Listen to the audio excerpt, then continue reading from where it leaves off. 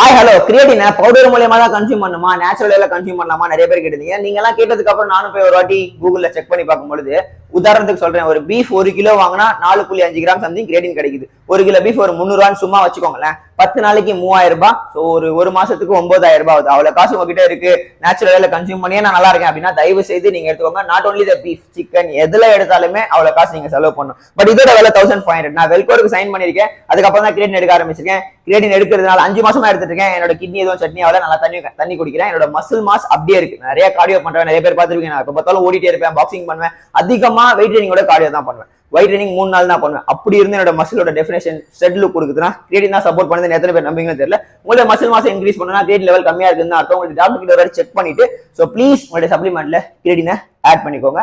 இன்னும் வெயிட் பண்றீங்க, நீங்க என்னோட ஃபாலோவர்ஸா இருந்தீங்கன்னா ஸோ லிங்க் பயோல இருக்கு, டேப் பண்ணி ஸோ மதி 10 போட்டீங்கன்னா உங்களுக்கு ஆஃபரும் இருக்கு. ஸோ கிரியேட்டின் எடுக்கிறதுக்கு ட்ரை பண்ணுங்க.